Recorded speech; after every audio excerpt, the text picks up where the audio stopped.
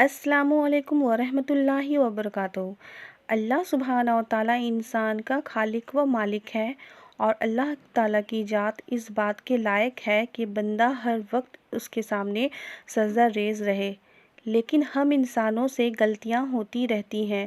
ان غلطیوں پر اللہ تعالیٰ اگر بندے کو صرف معاف کر دے تو یہی اللہ تعالیٰ کا بہت بڑا احسان ہے۔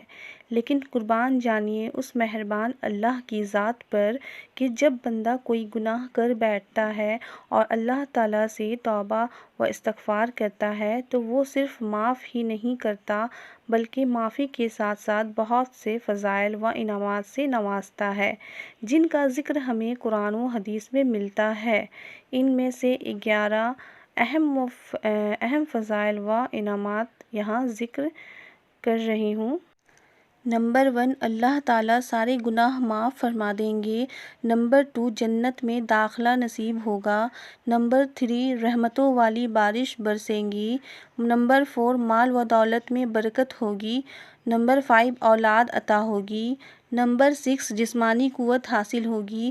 نمبر 7، بستی پر آنے والے عذاب ٹل جائیں گے۔ نمبر 8، ہر غم سے نجات مل جائے گی۔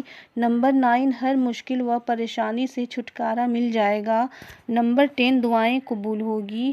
نمبر 11، بستی والوں کو رزق عطا ہوگا۔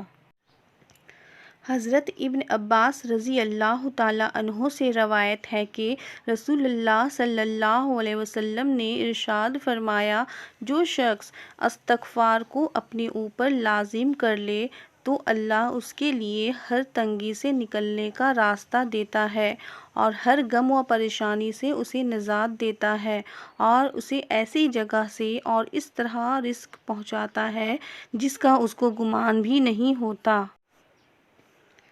ایک بہت بڑے ہمارے امام گزرے ہیں، امام احمد بن حنبل۔ ایک دن وہ فجر کی نماز پڑھ رہے تھے، اس کے بعد وہ گھوڑے پر سوار ہو کر سفر کرنے لگے۔ چلتے چلتے ایک مسجد میں رکے۔ رکنے کے بعد وہاں کے خادم سے کہنے لگے کہ میں مسجد میں آرام کرنا چاہتا ہوں، مگر خادم نے کہا کہ نہیں، ابھی ٹائم نہیں ہے، ابھی میں بند کر رہا ہوں، آپ بعد میں آئیں۔ تبھی وہاں پر سے ایک اور شخص گزر رہا تھا۔ کہنے لگا کہ کیا ہو گیا، کیوں بابا جی کو تنگ کر رہے ہو؟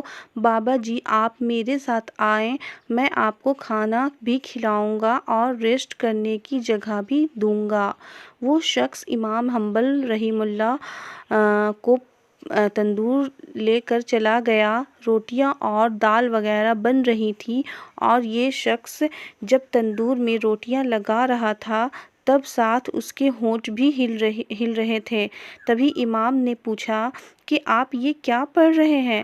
تو اس شخص نے کہا کہ بابا جی بس استغفار پڑھ رہا ہوں، غلطیاں ہوتی رہتی ہیں، کوتاہیاں ہوتی رہتی ہیں، اس لیے اللہ سے معافی مانگتا رہتا ہوں، یہ میری عادت سی بن گئی ہے، جب میں روٹیاں لگاتا ہوں تب استغفار بھی پڑھتا رہتا ہوں۔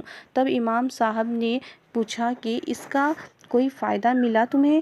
کہتا ہے کہ دیکھیے میری یہاں پر روٹیاں ابھی اتنی ہیں اور ہمارے گاؤں میں 6 سے 7 تندور والے ہیں، مگر جب لوگ نماز پڑھنے کے لیے آئیں گے تب میری دکان میں اتنے رش ہوں گے کہ کسی کے دکان میں نہیں ہوں گے۔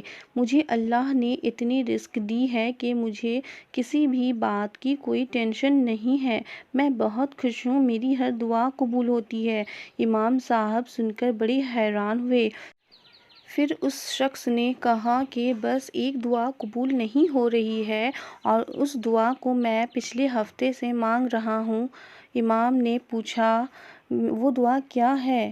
اس نے کہا کہ آپ نے سنا ہوگا کہ ایک امام رہتے ہیں یہاں، امام احمد بن حنبل نام ہے ان کا، بس اللہ تعالیٰ ایک بار ان کا دیدار کرا دے، کبھی میں بھی ان کے ساتھ بیٹھوں، دین کی باتیں سیکھوں، مجھے دیندار لوگ بہت پسند ہیں، مجھے بہت محبت ہے ان سے، بس مصروفیات کی وجہ سے جانا نہیں ہوتا ہے۔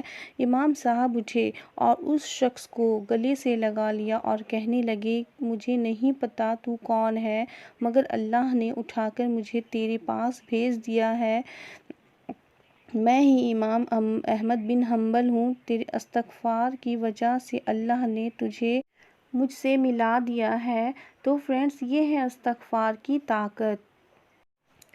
مگر آج ہم لوگ اگر کسی مشکل میں پڑتے ہیں تو طرح طرح کے راستے نکالتے ہیں، ان سے بچنے کے لیے حرام اور حلال کا بھی خیال نہیں رکھتے۔ استغفار کرنا دور کی بات، گناہ پہ گناہ کیے جاتے ہیں۔